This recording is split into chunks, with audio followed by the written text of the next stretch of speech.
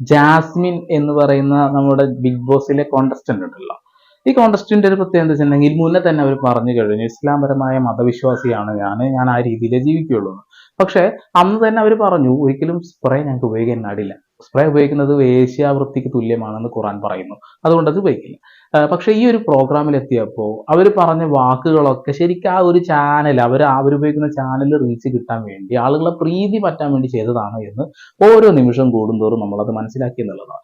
അവരുടെ സ്വഭാവം മാത്രമല്ല, അവരുടെ ആ ഒരു വൃത്തിയില്ലായ്മ പോലും അവരെ നിന്ന് നമുക്ക് മനസ്സിലാക്കാൻ കഴിഞ്ഞു എന്നുള്ളത് തന്നെയാണ് ഇതിന്റെ ഏറ്റവും രസകരമായിട്ടുള്ളൊരു കാര്യം. ഇപ്പോ ഗബ്രിയും ജാസ്മിനും തമ്മിലുള്ള ഒരു ചെറിയൊരു ക്ലിപ്പാണെന്ന് കേൾക്കുക. പിന്നെ എന്റെ പൊന്നു ഗബ്രി, ഞാൻ അവിടെ തുമ്മി അതുകൊണ്ട് ഞാൻ ഒരു ചായ എടുത്ത് കളയാന്ന് പറഞ്ഞാൽ ഇവിടെ ഭൂകമ്പം ഉണ്ടായിരുന്നു. ഭൂകമ്പം അത് പറയാനുള്ള മര്യാദ ഒളിപ്പിച്ചേക്കരുതായിരുന്നു. ഞാൻ തുമ്മി കുടിക്കാൻ പറയണം. പിന്നെ നീ കുളിക്കണമായിരുന്നു. അങ്ങനെ നീ പറയും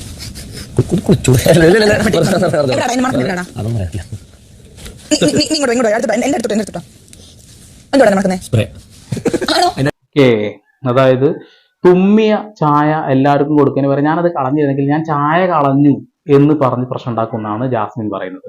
എന്ത് വൃത്തികെട്ട സ്വഭാവ ജാസ്മിൻ്റെത്. അങ്ങനെ ഒരു ചായ കളഞ്ഞു എങ്കിൽ അത് പറയാം, കൃത്യമായി പറയാം, അത് ഞാൻ തുമ്മിയത് ആയതുകൊണ്ടാണെന്ന്. ബിഗ് ബോസ് അത് കാണിക്കുക തന്നെ ചെയ്യും.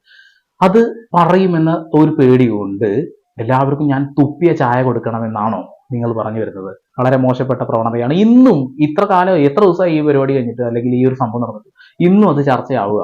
അപ്പോ ജാസ്മിൻ അത് ആ ചായ കളഞ്ഞിരുന്നില്ല, പ്രശ്നം ഉണ്ടായിരുന്നില്ല എന്നുള്ളത്. ഓക്കെ, അത് കഴിഞ്ഞ അടുത്തത് ഞാൻ കുളിക്കാറില്ല എന്ന് പറയുന്നതിന് പറഞ്ഞത് എന്നെ ഒന്ന് മണത്ത്, എന്ത് വൃത്തികേടാ എന്നെ മണക്കുന്നത് എന്ന് പറഞ്ഞുകൊണ്ട് തന്റെ കഴുത്ത് കാണിച്ചു കൊടുക്കുന്നതായിരിക്കും ഗബ്രിക്കാണ്. ഇത് ആദ്യം തന്നെ ഇസ്ലാമിൽ തെറ്റായ ഒരു കാര്യം തന്നെയാണ് നടക്കുന്നത്. അത് എന്തുകൊണ്ട് എടുത്ത് പറഞ്ഞു വെച്ചിട്ടുണ്ടെങ്കിൽ അവരത് പറഞ്ഞത് കൊണ്ട് മാത്രമാണ്. ഇനി അത് മാറ്റിവെക്കാം. എന്നിട്ട് മണക്കുമ്പോൾ അപ്പോൾ എന്താ മണക്കുന്നത്? സ്പ്രേ ആണ് അല്ലേ? സ്പ്രേ അല്ലേ മണക്കുന്നത് എന്നാണ് അവർ ചോദിക്കുന്നത്. സ്പ്രേ അടിക്കാൻ പാടില്ല എന്ന് അവർ സ്വന്തം ചാനലിൽ ഇരുന്ന് പറഞ്ഞതാണെന്ന് ഞാൻ ഓർമ്മപ്പെടുത്തുകയാണ്. അടുത്ത ക്ലിപ്പ്. അറിയാമോ,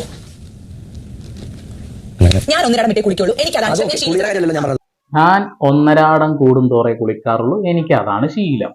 അപ്പൊ അത്രയാണ് നമ്മുടെ ശരീരത്തോട് നമ്മൾ കാണിക്കുന്ന ആ ഒരു വൃത്തി, ഒരു എന്താ പറയാ നീതി. സ്വന്തം ശരീരത്തോട് നമ്മൾ ഒരു നീതി പുലർത്തണം.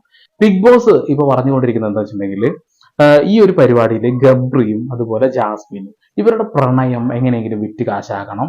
അങ്ങനെ ആദ്യമായിട്ട് രാത്രി 2 മണിക്ക് ശേഷം നടക്കുന്ന ഒരു സംഭവം, അവർക്ക് ലൈവില് എന്ത് കൊടുത്തു? സബ് ടൈറ്റിൽ കൊടുക്കുക. ആർക്ക് വേണ്ടിയിട്ടാ? ഇത് കണ്ട് മനസ്സിലാക്കാൻ വേണ്ടി ആളുകൾക്ക് സബ് ടൈറ്റിൽ കൊടുത്തു എന്നുള്ളത് എത്ര വൃത്തിയായിട്ട പരിപാടിയാണെന്ന് അറിയാം. ഒന്ന് കേൾക്കാം.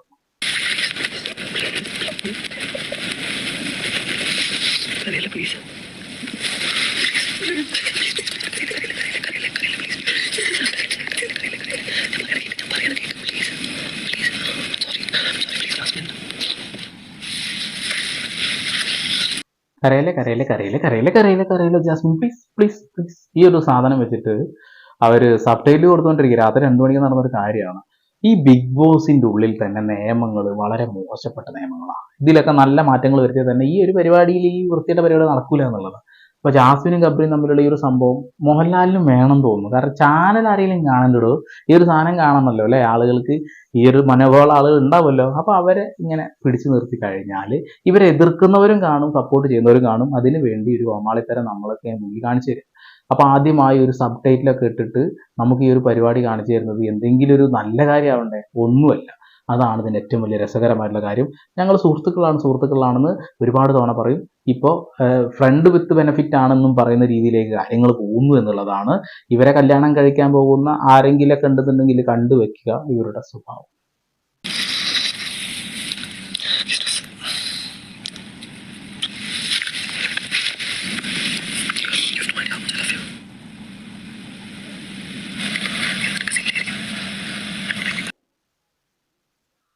അവൻ വളരെയധികം ഇഷ്ടപ്പെട്ടു തുടങ്ങിയല്ല, ഇവൻ ഈ ഒരു ട്രാക്ക് പിടിച്ച് അതിൽ മുന്നിലോട്ട് ഇങ്ങനെ പോകാൻ കഴിയും എന്നുള്ളൊരു ധാരണയില്ല. ജാസ്മിന് വലിയ സപ്പോർട്ട് ഉണ്ട് എന്ന് അവൻ പൊട്ടൻ ധരിച്ചു വെച്ചിരിക്കുന്ന ധരണമല്ല, ആ ഒരു സാധനം കാരണമാണ് ഇവന്റെ പിന്നാലെ നടക്കുന്നതോ അല്ലെങ്കിൽ മറ്റെന്തെങ്കിലും ഗൂഢമായ ലക്ഷ്യമുണ്ടോ എന്നോ നമുക്കറിയില്ല എന്നുള്ളതാണ്.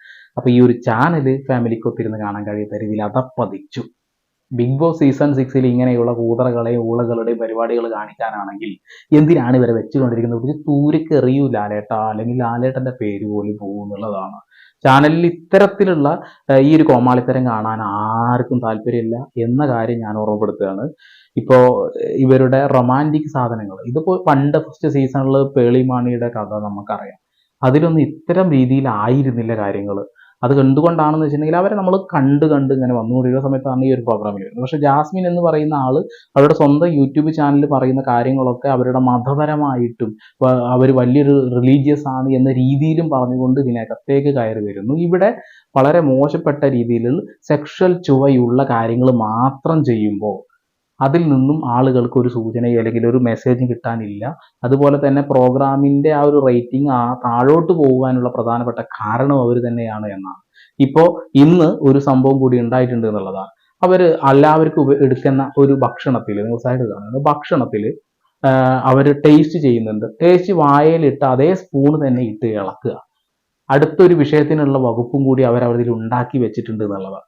വീണ്ടും അവർ ഈ പ്രശ്നങ്ങളൊക്കെ നടന്നത് കഴിഞ്ഞ് സ്വന്തം വായിൽ വെച്ച ആ ഒരു സ്പൂണ് വീണ്ടും എല്ലാവർക്കും കൊടുക്കുന്ന പാത്രത്തിലിട്ട് ഇളക്കിക്കൊണ്ട് വീണ്ടും അത് ആളുകൾക്ക് സെർവ് ചെയ്യാൻ പോവുക. ഇത് അടുത്ത ദിവസം ഹൈജീനിനെ കുറിച്ച് പറയുമ്പോൾ അത് വീണ്ടും പൊന്തും. അങ്ങനെയെങ്കിലും ഇങ്ങനെയുള്ള ആളുകളൊക്കെ ഒന്ന് പുറത്താക്കണം നല്ലതാണ്. ചാനലിൽ മുന്നോട്ട് പോകണമെങ്കിൽ, ഈ ഒരു പരിപാടി വിജയിക്കണമെങ്കിൽ ഇത് ആളുകൾ ആഗ്രഹിക്കുന്ന ഒരു കാര്യം എൻ്റെ മാത്രം അഭിപ്രായമല്ല എന്നുള്ളതാണ്. ഒരു മതത്തെ കൂട്ടുപിടിച്ചുകൊണ്ട് ഇവർ എന്തെങ്കിലും പറയാൻ ശ്രമിക്കുന്നുണ്ടെങ്കിൽ അത് ഇവിടെ നടക്കില്ല. കാരണം അവർ ചെയ്യുന്നത് ആ മതത്തിനെതിരായ കാര്യങ്ങൾ തന്നെയാണ്. ഇനി അതെല്ലാം മാറ്റി നിർത്തിക്കൊണ്ട് ഒരു ചാനലിൻ്റെ എല്ലാ ഇതും കാത്തു സൂക്ഷിച്ചുകൊണ്ടാണ് ഒരു പരിപാടിയിൽ പങ്കെടുക്കുന്നതെങ്കിൽ ആളുകൾക്ക് ഇത് കാണുന്നതിൽ ഒരു പ്രശ്നവുമില്ല, അടിപൊളിയാണ് എന്ന് തോന്നിപ്പിക്കുന്ന തരത്തിലാണ് നിങ്ങൾ പ്രവർത്തിക്കുന്നതെങ്കിൽ അതിലും തെറ്റാണ്. ഇതൊരു ഫാമിലിക്ക് കാണാൻ കഴിയാത്ത രീതിയിൽ നിങ്ങളെ കൊണ്ട് തന്നെ ബുദ്ധിമുട്ടുണ്ടാക്കുന്നുണ്ട് എന്നുള്ള കാര്യം അവരറിയുന്നില്ല എന്നുള്ളതാണ്. അവരുടെ ഫാമിലിക്ക് അഭിമാനമാണ്. അതെങ്ങനെയാണ് അഭിമാനമാവുന്നത് എന്നറിയില്ല. തന്തക്ക് പോലും വിളിയൊക്കെ കേട്ട് തന്തക്ക് മകൾ അങ്ങോട്ടും വിളിക്കുന്നു എന്നുള്ളതാണ്. താൻ ഈ കൂതറ സ്വഭാവമുള്ള ഒരു പെൺകുട്ടി അങ്ങനെയാണ് ഇനി നാട്ടിലും ഈ വീട്ടുകാരൊക്കെ അറിയപ്പെടുക എന്നുള്ള കാര്യത്തിൽ തർക്കമൊന്നും വേണ്ടല്ലോ അല്ലേ?